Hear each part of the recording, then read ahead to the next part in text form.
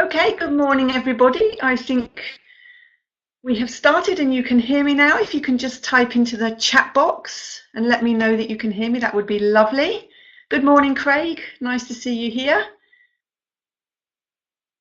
Ines has asked a question already, straight in there. I'll answer that in a moment, Ines, don't worry. So lovely to see you all. I'm here in a very sunny and unusually warm for February UK. So thank you very much for giving up your time this morning and coming from, again, all over the world. So thank you. It's always lovely to see you here. So this is the second webinar in our series of 6, or actually 7 webinars, but we're looking specifically at 6 steps to exam success. Last week, I was here with the topic of understanding your exam. And this time we're going to be looking at balancing your teaching. So just a little bit of housework before we start. Firstly, the session is being recorded right now. So obviously that includes what you type into the chat box. So just to let you know that. And you will receive a link to that. So you'll receive an email. Say in the next couple of days, it might be in the next few days, you'll get an email with a link to the recording. And also point 2 on the slide, a certificate of attendance. So last week, if you attended the webinar last week, we did actually send out an email to you yesterday. So if you didn't receive it, can you please look in your spam folder? So we're working on trying to make sure that that doesn't happen. But if it did come into your spam folder, you might want to have a look at it there. So Ines, have a look there. You mentioned it before, and you should hopefully be able to see it.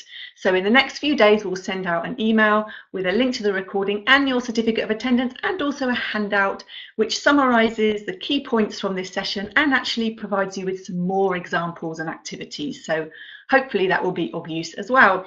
And there will be time for questions at the end, so please share them via the chat box, and I can answer those at the end of the session. So yes, balance your teaching, that's the topic for today. What exactly does that mean? Well, of course, whenever you have a class of students, you're going to have a class of differing needs. Even in an exam class where we kind of assume that everyone is working towards the exam, sometimes these days that's not the case, is it? Because we might have a class where some students are taking the exam and some students aren't. We might even have a situation where we have some students taking one exam and some students taking another exam and some students not taking an exam. So quite a lot of different needs. We might have students in our class that don't really want to learn English that much at all. They've been sent there by their boss, or perhaps they're in school and they have to learn English as part of the curriculum. We might have students who love learning languages, love learning English. They use it when they are, in the real world all the time. So they use it in their job, or they use it when they travel. Maybe they use it when they're gaming. I had a student once who was proficiency level because he said he learnt it through gaming. So we have those students. And then we have students who are just focused on the exam. They just need to get the piece of paper in order to get to university, or in order to get a job, for example, and they're not so bothered about the communication element of it. They just want the piece of paper. So lots of different needs in the class that we have to try and get a balance between achieving and helping them to achieve. And then, of course, when we're talking about exam preparation, we need to think about washback. So washback, it describes the situation, or describes the effect of exams on classroom activities and classroom teaching. And washback becomes negative when we focus too much on exam preparation and not enough on actually why learners are learning the exam in the first place. Now, there are obviously different types of courses. You might have a very intensive exam preparation course where learners just need the strategies to be able to pass the exam. So therefore, it's going to probably be very much on exam preparation.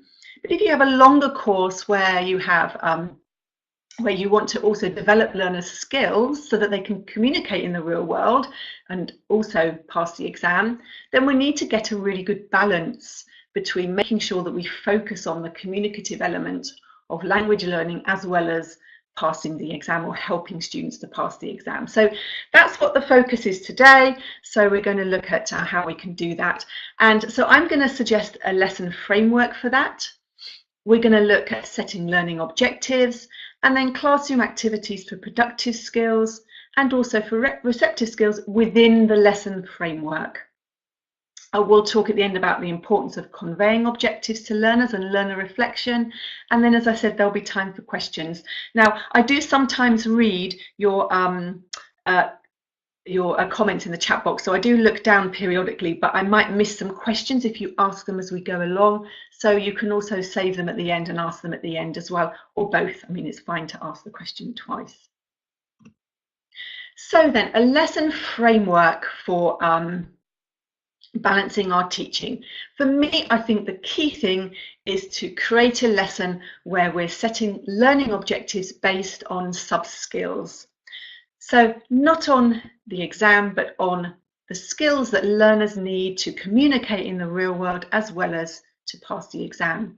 So for example, for reading, rather than focusing our objectives on a particular task, we would say a sub-skill would be reading to identify opinions, for example, or to identify justification of opinion. That would be a sub-skill.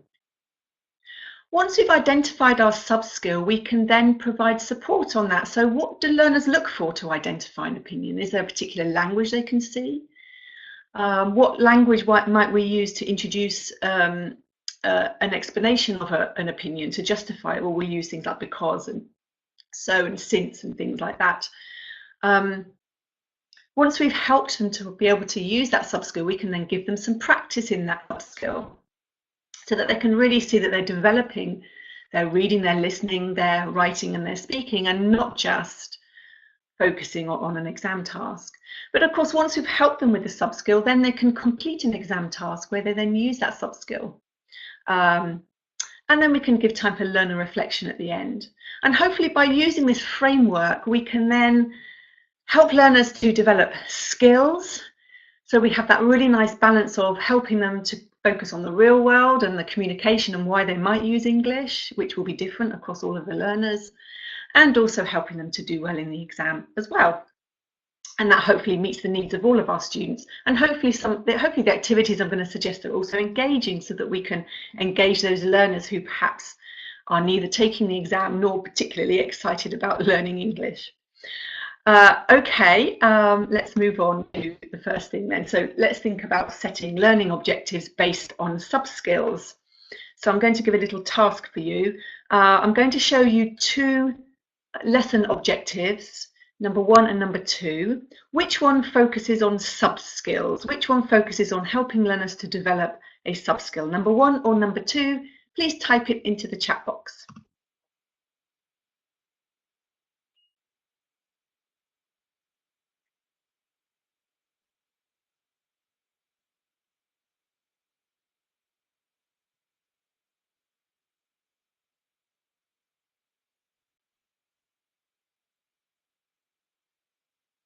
Thank you, everybody. Yeah, so everyone says number 2 pretty much, and people are still coming. Yeah, I think you're absolutely right. So the second one is focusing on fluency, whereas the first one is focusing on the exam task.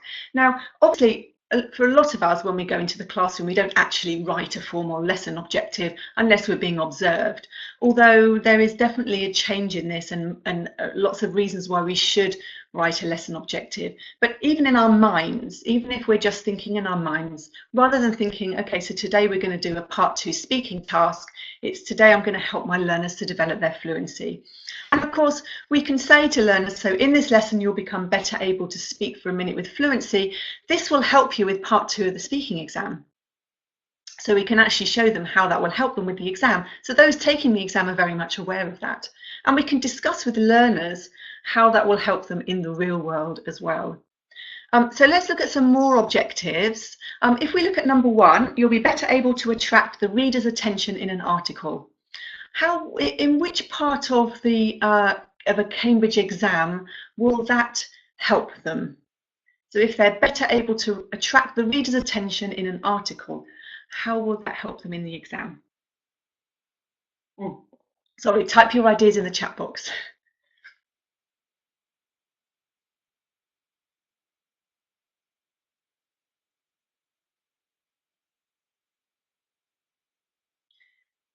Yep, so Craig says part 2 of the writing exam, the writing part, exactly. So it's a writing skill, and specifically for preliminary and first, where in part 2 of the writing paper, they have the option to write an article, always in B1 and sometimes in B2. What about number 2, 3, and 4? How will they help learners in the exam? Can you just write the number and then how it will help them? So 2, 3, and 4, please.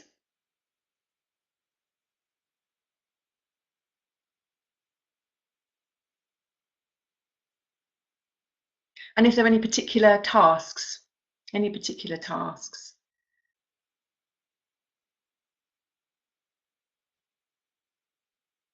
So 2, yep, listening. And specifically number 2 with listening all of the parts actually. Last week we talked, one of the questions I asked in my webinar was what do learners have, what do we do when we listen? And a lot of you are saying that learners find it very difficult to listen to fast speech because of the linking, which is why I've chosen this particular objective today. Yeah, so for number 2, it's going to help them in all parts of the listening at all different levels. Number 3, yeah, you've identified, obviously it's reading, and it's going to help them to be able to do some of the tasks, for example, multiple matching, where they might have to identify the purpose of particular parts of the text, not just the overall purpose, but actually different sections and what the writer is trying to do.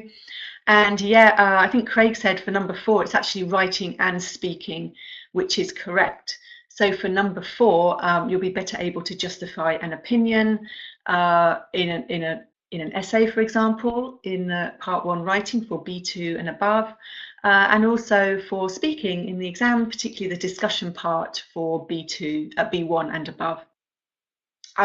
So those are yeah, how it can help them in the exam.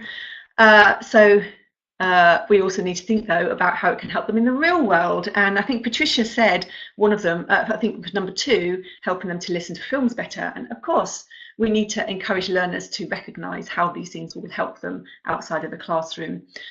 For the first one, you'll be better able to attract the reader's attention in an article. Well, I mean, it could be that our students are never going to write an article, actually. I think blog posts are very similar. So we might have learners who write blog posts. But they might not write them in English. They might write them in their mother tongue. But actually, I think that what we do in English in the classroom can actually help learners in their mother tongues as well, because we can encourage them to think about how they might attract readers' attention in their own language as well as in English and compare. And sometimes that kind of teaches people things that they didn't know about their own language too. So it might be useful for skills in general, not just in English. For the second one, if learners watch films, play games, listen to music, it's going to help them. Identifying the writer's purpose, yeah, exactly. Reading anything in English that pops up on your timeline, it can be very useful. Social media, and so on, and being able to justify an opinion in the workplace at university. If you're having to do things in English, it can be very useful, or just having a conversation with English friends as well. So obviously it depends on your learners and their needs and how they're going to use it, but we can try and get them to see it's going to help them.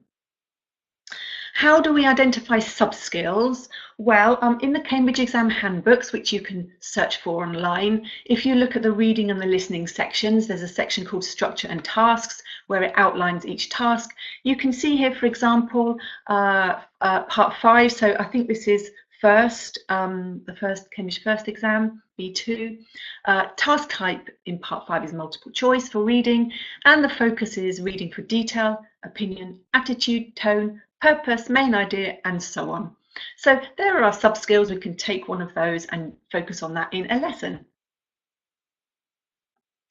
For writing and speaking, we can look at the scoring criteria also in the handbooks. So here, if we look at C1, for example, it's quite small, and I've got my contact lenses in, so I can't really see it, but I'm going to try really hard.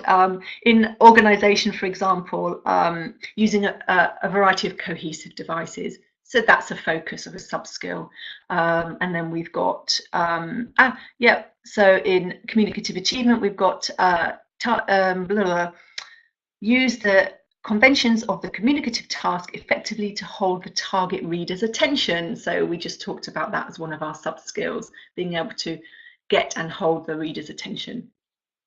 And we can also, of course, use our course book. I love this. This is some Gold Experience free first, and I just love that picture. You don't find happiness, you have to make it.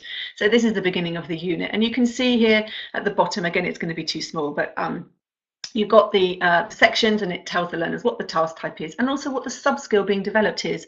So for example, in writing, the sub-skill is contrasting and summarizing. So a useful skill when writing, not just when writing an article for an exam. So that's a place where we can find sub-skills. So now that we've identified the sub-skill that we want to focus on, now we need to obviously develop some or create or find some classroom activities and stages that will help learners to develop those sub-skills.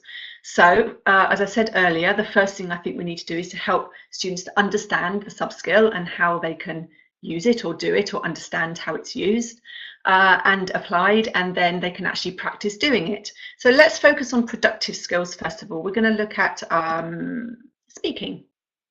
So speak for a minute with fluency. So first we can help them to understand what fluency is. And one of the best ways to do this is to provide two models. So I'm not going to speak for a minute actually. I would do in class, but with you I'm not going to do that. We just need to see how it feels. So I'm going to tell you about the best ever present that I received for my birthday. And you're going to hear it twice. And you're going to tell me which one is more fluent and why. So the first one. So the best present that I received, I think, is a gift from my friend. It's her brother. When I was in Japan, he was 16, and I started teaching him English. And for my birthday, he woke up one morning, and I guess he decided to make me a present, and he made me a pencil case. That's number one. Number two. So when I lived in Japan, I taught my friend's younger brother English. He was 16 at the time, and on my birthday, he woke up and thought very carefully about what to make me or what to get me for my birthday, and he decided that he realized I didn't have a pencil case, and so he decided to make me one with his own hands. He sewed it and everything, and that is my favorite and best ever birthday present. Okay, number one or number two, and why? Can you tell me why, please? So you're all saying two. Okay, good.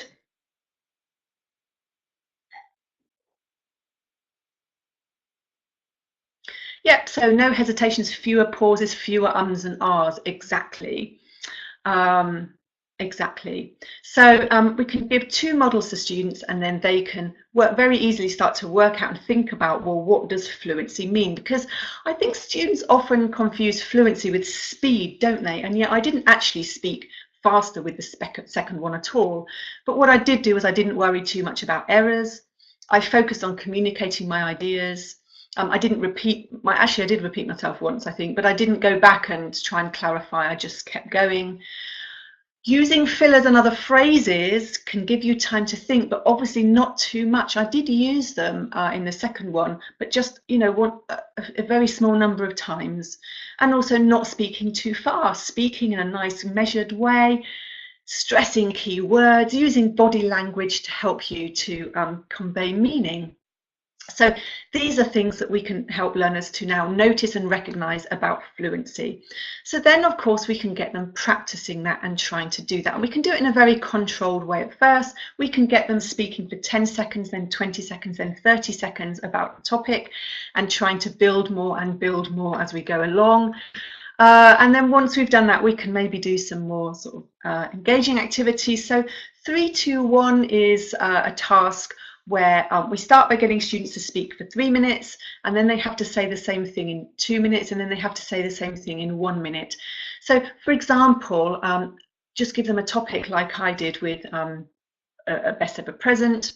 They can obviously think about what they want to say. They work with a partner, you say, talk about it for 3 minutes, tell your partner for 3 minutes, and they'll and they'll and they'll struggle to find, to find what they want to say, and that's fine.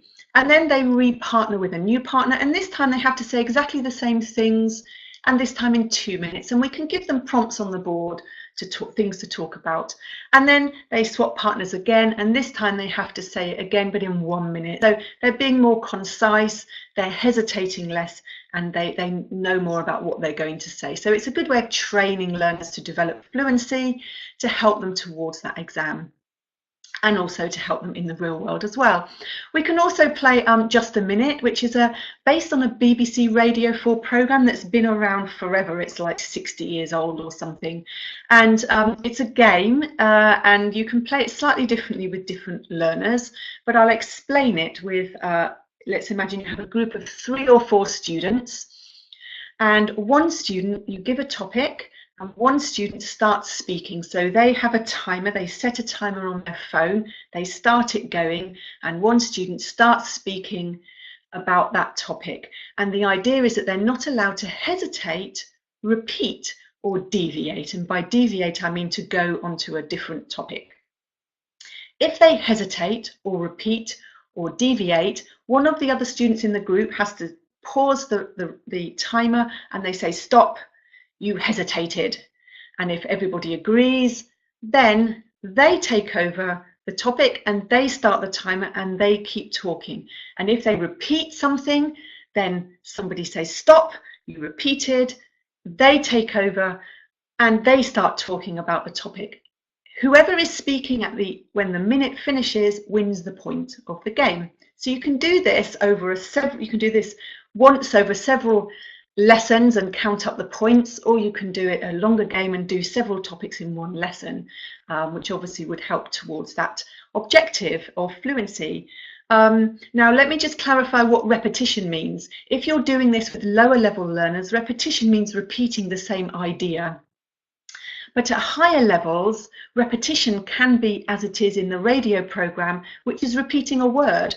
So not the or and or prepositions, but repeating nouns and adjectives and verbs. So for example, if I say, my friend's brother made me a pencil case, I can now no longer say my friend. I can no longer say friend or brother or pencil case or made. I have to use different words. So if you've got really strong first and advanced and above learners, it pushes them to not only develop fluency, but also to think of a range of language to use while they're speaking. It's really challenging, but also quite fun as well. So we have provided 2 models to help learners understand what fluency is. We've given them some practice in fluency in general, about general things that relate to the real world, that learners might talk about in the real world, and then we can give them some exam practice and show them that this is how that skill will help them in the exam. So now we can get the learner to do this particular exam task, which is the photo description. So here, this is, for example, preliminary, where student A talks about picture A and student B describes picture B for a minute. So they can do this in the lesson, or they could actually do it for homework. So I get my students doing a lot of speaking outside of the classroom. Students taking the exam can go away and they can practice and record themselves using a tool such as Padlet or Voice Spice, and I'll share the links to those at the end where they can go on and do that. And then, yeah, you can then listen, other learners can listen to each other and peer assess as well. And learners who are not taking the exam, if you have them in the class, they can talk about something else that was of interest to them and useful to them. Justina says, some students will be ashamed, don't like being judged by their friends. Is that in relation to the game, I wonder, Justina, or recording themselves outside of the classroom? I mean, that's fine. If they don't like being judged by their friends, that's fine. I mean, then don't let's not stress them out. But Craig says it works well in his class, so it's good that you've used that. Every learner is different, of course. But I think the important thing is obviously we can try and create that.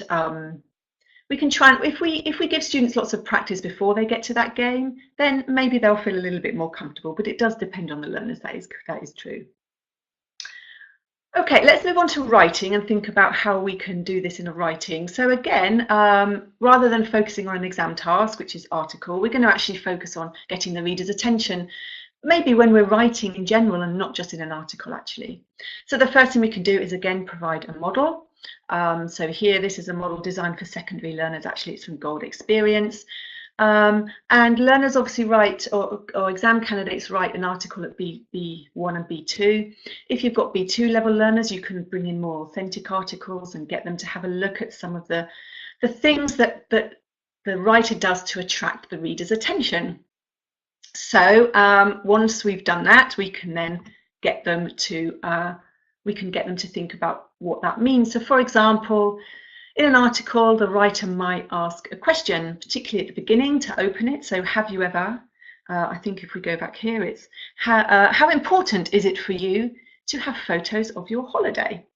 So grabbing the reader's attention with opening questions and then inviting other people to give their opinions as well, particularly in blog posts. I mean, that is particularly useful, isn't it? At the end of a blog post, you'd say, you know, let me know what you think in the comments, for example. So giving learners some language that they can use to be able to develop that particular sub-skill, looking at other ways that we attract attention through, so you might use extreme adjectives, for example, in order to kind of create a visual image to try and get learners to be interested in what you're saying and to sort of agree with you as well.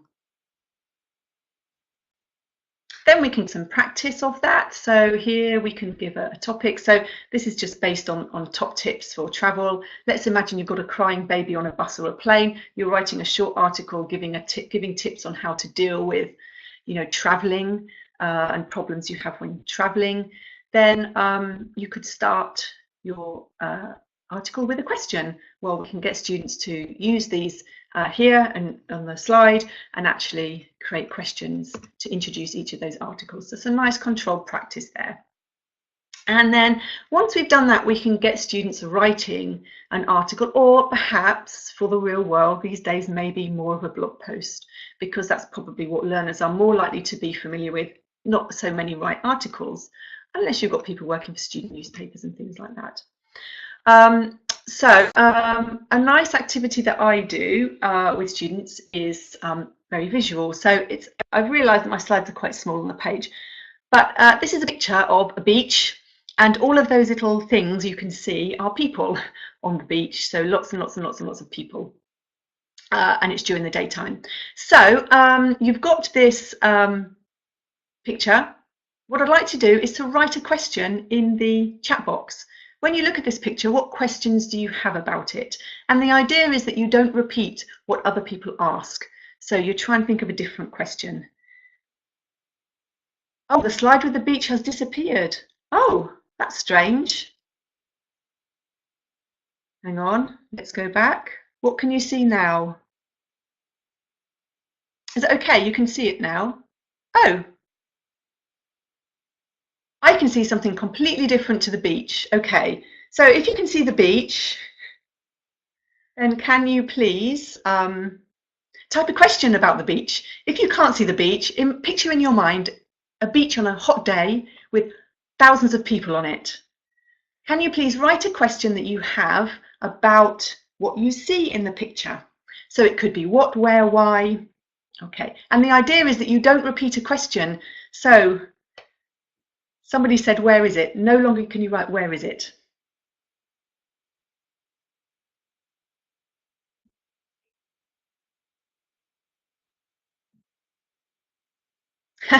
Where did I leave my beach towel? That's a great question. Okay, some fantastic. Can you see my mum? Okay, brilliant.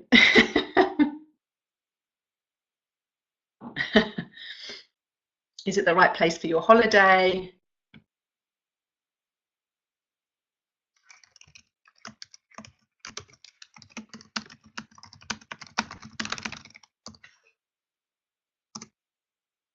Okay, fantastic. Some really good. Are they selling IT? Okay, all right. Great questions here. All right. So this is what happens in the classroom. On the walls, I choose several different pictures depending on the topic. So pictures that will create some kind of, that you could create an article from. And here the topic is holidays, so I've just picked that particular one, but it can be anything. It could be people doing interesting and unusual holiday activities, for example. That one works quite nicely. And a good place to find photographs, if you're concerned about copyright, is unsplash.com. And again, I'll share that link with you at the end. So unsplash.com has copyright-free images. So what I do then is I choose an image, so usually one per pair, but or it could also be one per 3. If you have a really large class, then you can repeat. So you could choose maybe 6 pictures and then repeat them. So I stick them around the wall, providing I have enough space for students to walk around. And if you don't, I'll give you an alternative in a moment. So stick the picture up and underneath put a blank piece of paper. Students are tasked with walking around and writing 1 question per picture, and they are not allowed to repeat questions already there. So at the beginning it's easier. They say, where is it, who are they, what are they doing? And then of course they have to write more interesting questions and more difficult questions like the ones you wrote, and they can be funny as well if they like. That's good too. So the questions start to become a bit more abstract and a bit more speculative, for example, which is kind of what we might need, particularly at high levels. Once they've had good enough time to walk around and write questions, which is fantastic for question practice as well, because often learners are not very good at writing questions, I find. What I then get them to do is to then choose a picture in pairs, take the picture and the questions and sit down. If you don't have room to move around the classroom, then get your students to sit in pairs and pass the pictures round, and then they write their questions and they keep going round from pair to pair. Once they've got their questions, the students then have to brainstorm answers to those questions, and they just make them up. So they create answers, they write them down, they create and imagine the answers from their knowledge, from what they think might be the case. And then they use those questions to start thinking about what their article could be. So they then choose an angle, a topic, and you can help them to do that with an example. And they choose an angle. So here it could be how to enjoy a day at the beach, for example. So quite a generic question. And then they look at their answers and they take out the answers and the questions that aren't relevant to the topic. They keep the ones that are, and they use that to then plan and write their article. And within their article or blog post, they're going to then use the skills that they've developed to attract the reader's attention. So that is a really nice activity for writing, because they brainstorm lots of questions and lots of ideas between them, and it gives them an idea for writing. So it's a really nice collaborative way of doing it. Yeah, Emelinda says, is it a holiday or a pandemonium? That is true. Exactly. So that's an activity for writing. I'm going to go to my next slide. And what I can see, I'm going to actually, I think I know what I maybe have done. Can you now see the picture?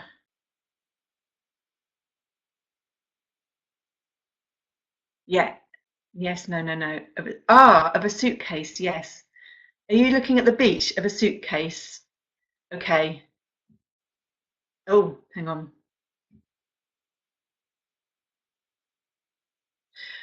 Okay. I think I've messed up my slide somewhere by clicking on something I shouldn't, for which I really apologise. Okay, so you can see a suitcase. Fantastic. This is the exam task. So now we can get students to do the exam task. And again, you might not do it in the same lesson. They've already been writing. Maybe they've done that particular task for homework. So they can do this task for homework or in another lesson, but they can recognise that the soft skill they've developed will help them in the exam task. Okay.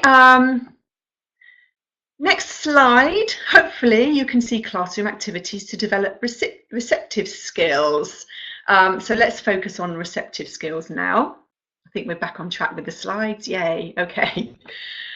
Right. Our skill is to recognise linking in fast speech. So how can we help learners to do that, to help them with their listening in general, as well as in the class, as well as in the exam? So I've basically got my audio script, and it's a monologue, and I've taken a very short part of this audio script, and I'm going to read it to you. It's basically 2 sentences. I'm going to miss out a word, and I want you to tell me what you think the word is. I'm going to cough instead of say the word. So listen carefully. What do you think the missing word is? I'll read it twice. Type it in the chat box. I hate. There are so many people, and it's always a struggle to get what you want. I hate. There are so many people, and it's always a struggle to get what you want. Okay, you've written the missing word. I have a feeling maybe you can see the slide. Can you see the word, or are you guessing it? So shopping, market, sales. Okay, you're guessing. Good. Okay. Then you're guessing correctly. Well done. I'm slightly nervous that I'd showed you my next slide by mistake. Okay, Q, yeah, the shopping line. Okay. So well done. I thought that was quite difficult, so you did really well. So, okay, so the person says, I hate shopping. There are so many people and it's always a struggle to get what you want. Now we can help students to understand, and actually in listening, it's noticing the linking in fast speech. Now, I just want to say that obviously there are some ways that we tend to link, but English is an international language. We all have different accents and we all speak differently. And so we're all going to link things very differently as well. So we can get learners very much to notice what different speakers do when they link. Firstly, at lower levels, to recognise that linking is there and to help them to be able to identify where a word stops and starts. And in at higher levels, they can maybe start to recognise what some of the linking patterns are. But don't worry if you don't know what they are. It's not about rules, because we follow patterns, and as I say, all speakers speak differently. So it's getting them to listen to different accents and different people speaking, and getting them to recognise that linking. A really good website that I like is ELLLO.org.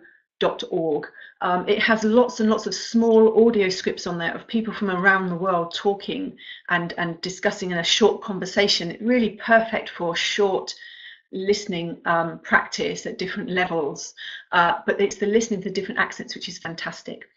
Anyway, what we can do here is to get them, we can show where the linking is. We can listen ourselves and listen where words are linked together, and then get them to start noticing, well, I hate shopping. I hate shopping. What happens to the t? Do I pronounce it? Why don't I pronounce it?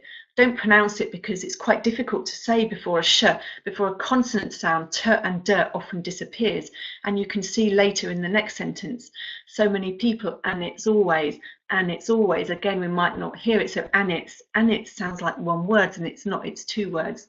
So we can get them to recognize this particular linking. Thank you, Andrew, for sharing ELLLO.org website. Thank you. And also to Anthony, thank you very much.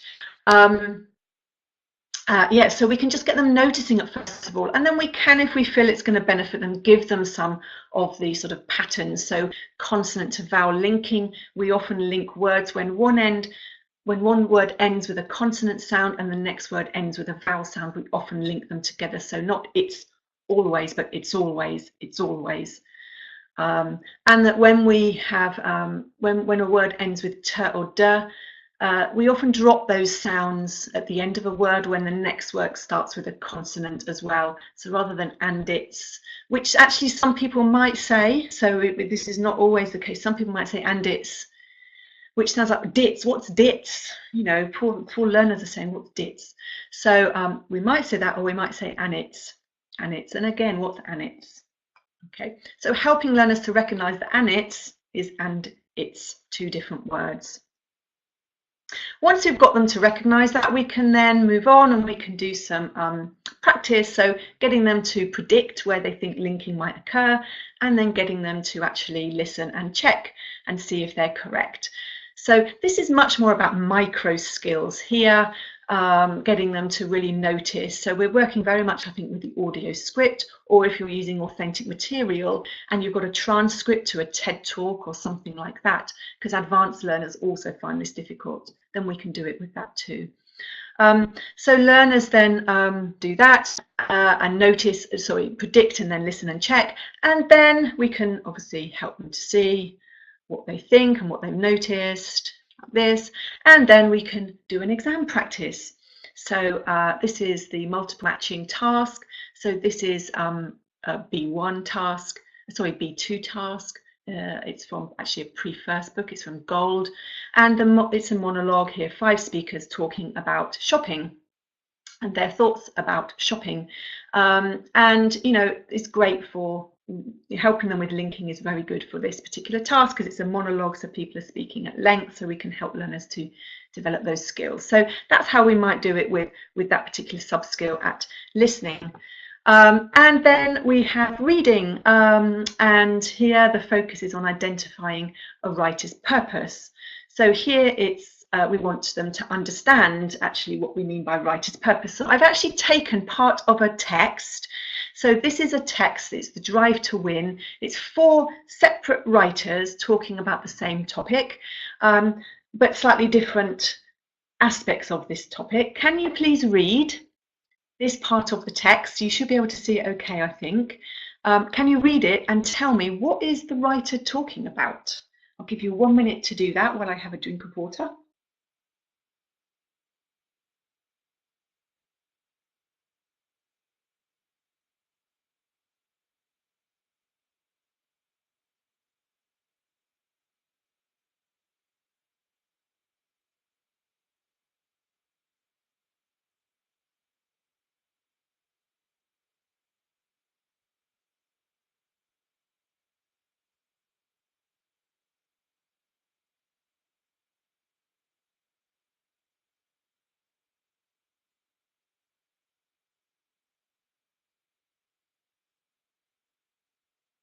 Okay, so those of you that said a dance-off or a dancing competition, you're correct. Well done.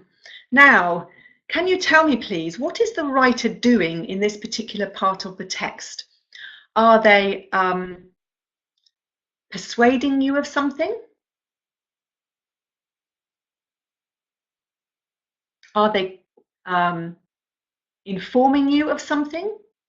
Or are they questioning something? So persuading, informing, or questioning?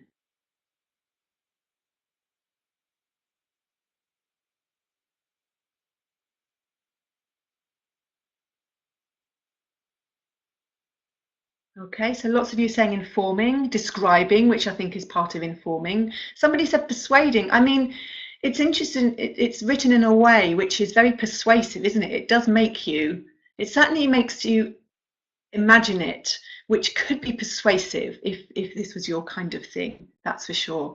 Yes, so now we can get learners, obviously, we can give them support by helping them to recognize what a writer might actually do when we're trying to persuade someone. We would obviously, you'd see an argument and against, you'd see reasons, you'd see examples, you'd see criticism. And we might look at the language that we might use when we're persuading. So we might use rhetorical questions that, you know, are basically saying, well, obviously you agree with me. So, you know, kind of rhetorical questions that you know that you expect the answer to be yes, because you expect the reader to agree with you that what you are saying is correct. To inform, you'll see descriptions, and within that you'll see a range of adjectives to try and bring something to life, to engage you, and that's what this particular writer was doing. And if somebody is questioning something, they would describe a situation, they would ask questions about it, they would explore that situation and maybe look at the fors and against or something like that, exploring that question further. So we would look at actually what we do when we are writing text and when we have different purposes.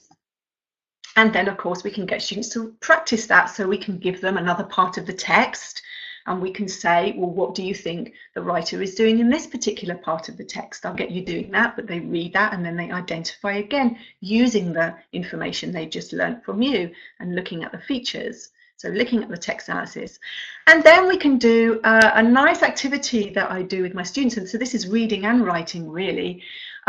Put students into pairs. It doesn't have to be, it could be done individually, but I think it's nice to be collaborative, especially if they are developing that sub-skill, because they get to share their ideas and understanding of what they've just done. So students now have to write a paragraph about a topic, and it could be, well, you choose the topic here, a hobby of your choice. It can be general, it can be quite specific. You give each person a piece of paper or you give them the choice, whichever, but the piece of paper says on it, for example, persuade or inform or question. And then they have to write their paragraph doing that thing. So that is their purpose. Obviously, they will need to have seen examples of somebody informing and somebody questioning something. So they need to have seen those and thought about them. Anyway, the learners then write their paragraph in pairs. Once they've finished, it goes up on the wall, or if you're doing it online, they share it collaboratively online, again using Padlet, for example. And then they read each other's and they have to guess what their purpose was. And if they guess correctly, then it was written well. And if not, well, then we can start to think about some of the features and some of the issues there. So it's a good way of getting students to write and also read and identify purpose as well. So,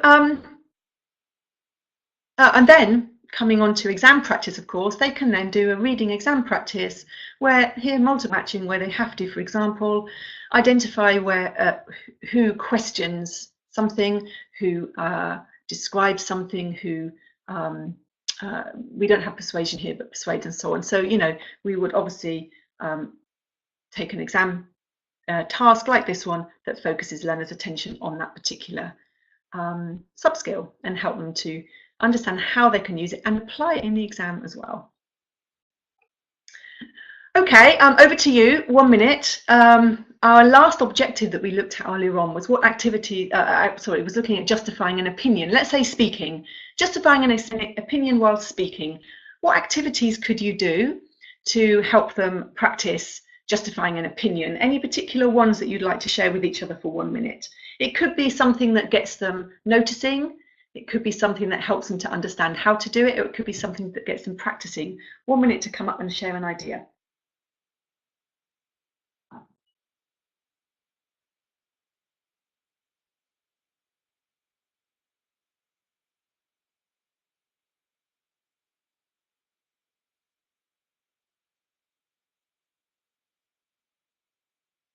Oh, Oksana says a controversial quotation. Very nice. Love it. Board game. Yeah, we could have a board game with particular topics or opinions, questions to ask them for their opinions. That's great. Okay, for writing an argumentative essay. Okay, debate. Yeah. Famous slogans. Yeah. Just do it. Is that the right thing or not, Anthony? Yeah, I mean, you know, we can have impetuousness versus preparation. Asking why questions a proverb, giving them topics that they have different opinions on. Yeah, absolutely. Yeah. Yeah. Organising a meeting, Yulia. Yes. So I like you could do a nice role play where they have a meeting and they have to agree on something and they all have different opinions that they have to explain. Yeah, I love that particular role play. Political role plays. Fantastic. Lovely ideas, thank you very much. One thing I like to do is give a controversial topic. So it would depend on your learners, but give a statement and students have to stand on one side of the room if they agree and stand on the other side of the room if they disagree, and they stand in the middle if they are unsure. And then what happens is you give them 3 minutes to find somebody, especially from the unsure section. If there aren't many of them, find someone from the opposite side of the room, and they have to try and persuade them, justify their opinion, persuade them to come over to their side. So you count how many people are in each section once they've first decided, then you give them the 3 minutes to quickly go and persuade someone and justify their opinion and try and persuade someone to come into their side. Then you tell them to go and stand now where they want to stand, and you count people again and see if any side won in trying to persuade people to move places. So that's a way that we can, another activity that you can use. Okay, last thing then before questions, making learning objectives clear to learners. So if we're going to take this approach, and I'm sure that you probably take this approach anyway, but rather than focusing on exam tasks, if we have in our mind about the sub-skills that we're developing, then we need to make sure that we are sharing our learning objectives with our learners, because then they will hopefully understand that it's meeting all of their needs. So with the approach we've talked about, we are showing them that we are helping them to develop their sub-skills, and we're helping them to think about how those sub skills will help them in the real world, and we're also helping them to understand how it will help them to pass the exam. So we're getting that nice balance of communicative focus, real world purpose for learning a language, and exam preparation.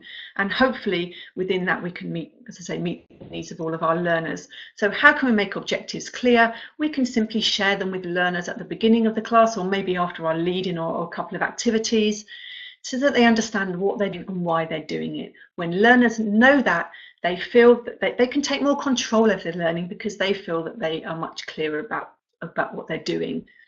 We could give learners time to reflect on the objectives and the usefulness of them. So we can say, today we're going to focus on developing fluency. How will this help you? And some learners in some lessons might say, it's not really going to help me that much, but they can see that it's helping the other learners. And in other lessons, it's going to help them very much, and maybe other learners not so much. So again, if you have a class of very mixed needs and perhaps abilities as well. And we can give learners time at the end of the lesson to reflect on their performance and how well they did and how well it's going to help them. Again, just to reiterate that. So, you know, how has this helped you develop your skills? How has it helped you to prepare for the exam? Again, it's just getting this across very much. Okay. So today then I gave you a lesson framework, which I think is probably very similar to what you do already, but I do think, you know, and forgive me if I'm making assumptions, but I do observe a lot of classes, and, you know, learning objectives are not always at the forefront of that, and having a very clear objective. And for myself, for a long time, I don't think I always did either. Making sure that we set learning objectives based on sub-skills to help learners to develop their language skills as well as prepare for the exam. We looked at classroom activities that can help them to develop and achieve that, develop the skills and achieve their learning objective for productive and receptive skills. And again, just making sure that we really convey the objectives and why we're doing what we're doing to help learners see that it's helping them. So over to you then. Questions, please. If you have any questions, please type them in the box now. I've left much more time than last week, hey. Just as you're typing your questions, just to reiterate then, in the next few days you will get an email with a link to your certificate and with a link to the handout or the handout attached, and a link to this recording as well. The handout has the activities we've talked about today and some more as well. So hopefully they'll give you lots of ideas for you to take away in the classroom. So yeah, so no problem. Thank you very much. Oh yeah, link to Just a Minute on the BBC. Thank you very much. I'm going to share. Thank you. Found my certificate, Ines. Good. I'm glad you found it. That's fantastic. Good. Yes. If you didn't get your email yesterday from last week's webinar, but you attended, please do contact us. Right. I'm going to share the links earlier. So Padlet is a place where you can go to share audio recordings, as well as Voice Spice as well.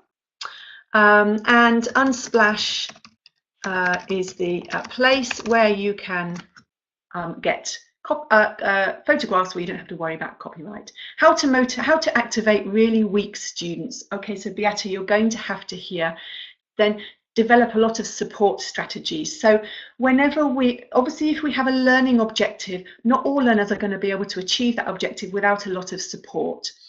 So I think what we need to do is, before every activity, think about how you can help learners with that support.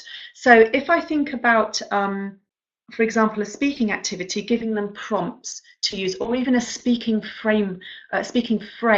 So again, that's prompt. So it's, you know, if they're having to speak for a minute about a topic, we can give them maybe the first part of the first sentence. So they could say, a present that I really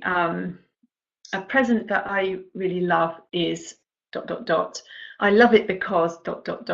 And we can give them those phrases to really help them to structure their speaking. And you might not want to pick on the weaker students in class. So what you can do is put those prompts on the board or on a very large piece of paper at the side of the room, so that learners who feel that they need them can look at them without having to feel that they've been picked on because you said, you need some help, here's a handout, for example. So I hope that's one way. So thinking of how we can help them in the writing with the weak learners, for example, getting them to write fewer words at the beginning, giving them some prompts to use, giving them some language. Is it possible to get a link to the recording of the previous webinar? That's a really good question. I'm pretty sure it will be on the Pearson website. I think I need to check on that one. But I think if you look on the Pearson website, if you didn't attend last week, I think you'll be able to see it on the Pearson website, so have a look. Any tips for memorizing vocabulary? Well,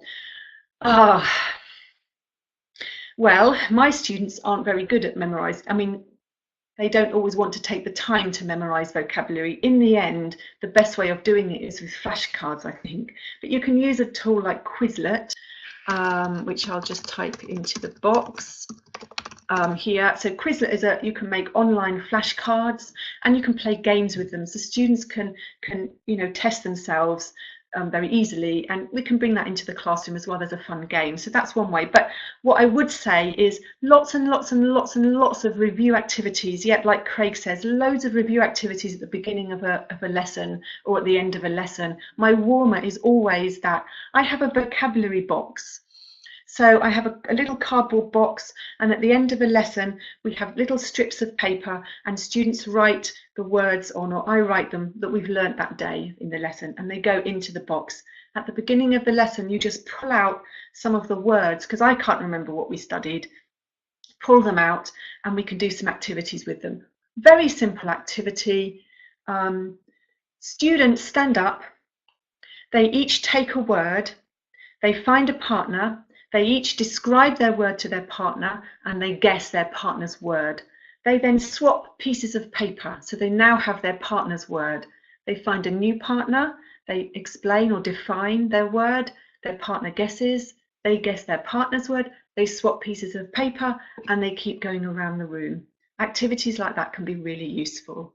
And hot seat, Ligia, as well. Yeah, hot seat, where I put mine into teams. One person in each team sits with their back to the board. I write a word on their board. Their team members have to describe the word. When the person with their back to the board guesses the word, they write it on a whiteboard or a piece of paper and they hold it up and they get 1 point if they're correct. And you're right, yeah, it's all people of all ages love that kind of activity. Okay, if you go on the Pearson website, I think you'll be able to find a link to the maybe not yet, but you will at some point be able to find a link to last week's session. Okay, let me just go back and see if I've missed any questions, because I probably have as I've been talking. No, I think you've just been given. Would you recommend Kahoot, Susan? Yes, I would definitely recommend Kahoot. It's a great one for reviewing vocabulary and grammar. It's a great tool for making a quiz more interesting, and we can also assess all of the learners as well, and we can see what they're struggling with. So it is a good one to use for that. Just not all the time, because then students get bored with it, but it's really great every now and then. Any ideas on effective speaking activities during one-to-one lessons? Oh gosh, Margaretto, I wish I had some really amazing answers here. I've never been asked that question before. I mean, I just do what I do in normal classes, but I just take the other students' role. I mean, I ask a lot of questions. I mean, you can do speaking activities the same. You can have debates. They can take a role. We can do role plays. It's just that you talk more than you do in the main class because you're participating.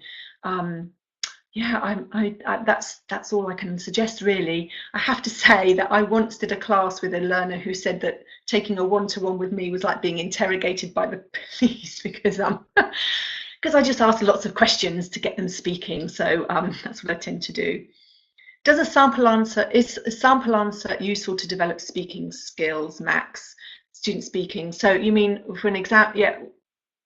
Any exam task, I always model answers for all the speaking parts, and I do a good model and I do a poor model, and I never model bad grammar, by the way, but I just model bad intonation, lots of pauses, not organizing my ideas well, using very simple vocabulary, and then they use that good and that poor model, as you did earlier when I talked about a present. They use that to understand how to do the task effectively, and that is really useful as well.